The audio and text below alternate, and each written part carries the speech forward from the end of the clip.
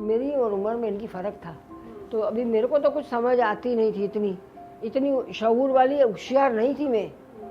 कितनी लड़कियों ने तो मना कर दिया इधर शादी का कि तुम्हारी दाढ़ी है, हम नहीं करेंगे। तो मैंने मेरी माँ को पूछवाया ना, मेरे को माँ ने पूछा तो मैंने बोला कर दो ना शादी। हमारे ख़ानदान में मैं सबसे एक रह गई थी, सब लड़कियों की शादी हो गई थी। तो मेरे को ये था मेरी शादी हो जाएगी, सब लड़कियां तो तलाक लेके इधर काम करने आती हैं, तो मैं भी आ जाऊंगी। बनी तो बनी, नहीं तो अब्दुल गनी।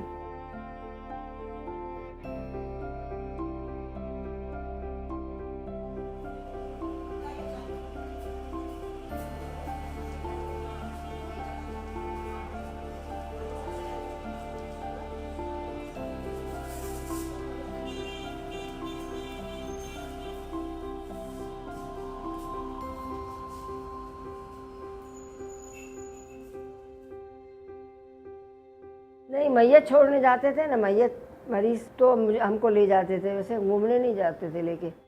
मुझे कुछ समझ ही नहीं थी कि मैयत के साथ बच्चों को नहीं बिठाते या मरीज़ों के, बीमार मरीज़ हों जो सकरात की हालत में उनके साथ बच्चों को नहीं बिठाते।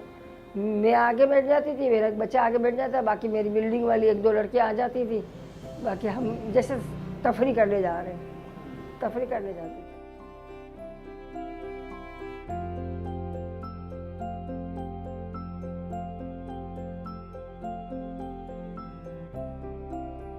2000 की ली थी। इनको थोड़ा थोड़ा चंदा तो आता था ना, मैं साल का 10,000 आता था। और उस गाड़ी में हम लोग बाई रोड हज करने के लिए गए थे, 14 साल पुरानी थी गाड़ी में हम लोग गए ना। उसका इंजन नया बदली किया था, इंजन नया ले लिया था। शुरुआत थी ना इनकी, तो ये बर्तन धोने जाते थे शादियों में, ये न दूध बेचते थे, अखबार बेचते थे। इनको लगन और जुस्तजू थी, बस मैं कुछ काम करूँगा, मैं कुछ काम करके दिखाऊँगा, मुझे आगे बढ़ना है, मुझे कुछ काम करना है। मेमून जमात वालों ने तो मार के निकाल दिया था।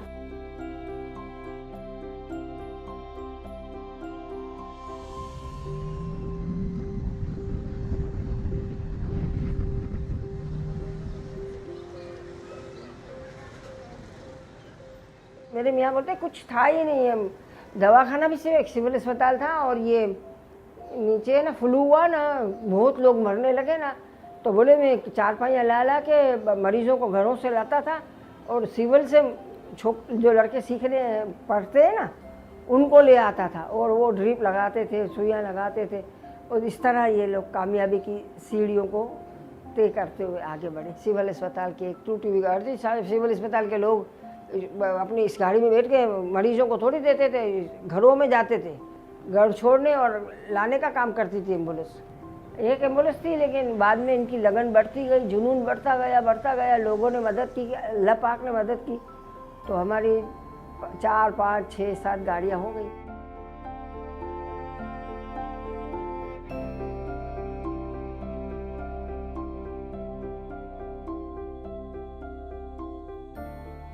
डाकुओं ने पकड़ा ना कि गाड़ी रोको, तो गाड़ी तो रोक दी। डाकू भी इतने खूबसूरत थे, डाकू थे क्या थे, बादशाह सलामत जैसे लगते थे। सफ़ेद कपड़े, सफ़ेद क्या बांधते, ढाटा ये बांधा हुआ था, और कुल्हाड़ी इधर थी। तो वो औरत बोलती है अपनी बोली में, ये सत्ता रेधी है, ये मेरी बच्ची मर गई है तो मुझे घर छोड़ने जा रहा है।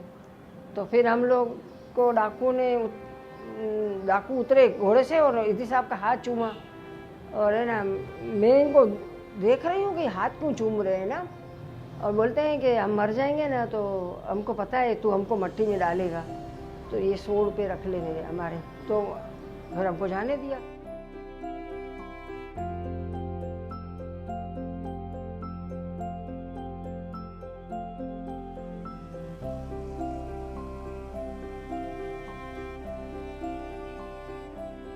रोज़ाना मैयत बच्चे के उठाते थे, उसमें से कचरे में से, गली में से, किधर से न किधर से हमको मैयतें मिल जाती थी। तो मेरा मियाँ बोलता है, हम रात को बैठ के हम लोग दोनों मियाँ बीवी मीटिंग करते थे। ये भी पढ़े लिखे नहीं थे, मैं भी पढ़ी लिखी नहीं थी, लेकिन बोले हम झूले लगाएंगे ताकि लोग मारे नहीं बच्चों को, इसमें डाल दे। कुत्ते खा जाते थे, बिल्ली खा जाती थी। मौलवियों ने जो हमारी मुखालफत की, हमको जहन्नम नसीब बना दिया था। हम जन्नती नहीं हैं, हम दोज़ख में जाएंगे, और है ना मुसलमान नहीं हैं, हम काफर हैं, बेदीन हैं, बेईमान हैं, पता नहीं कितने तो फतवे लगे इनके ऊपर। तो बोले मेरे को ये जन्नत में नहीं जाएगा, आखिर में बोलते हैं। तो एदी साहब ने कहा मुझे तुम्हारी जन्नत में नहीं जाना है, मैं तुम्हारी जन्नत में जाना भी नहीं चाहता हूँ।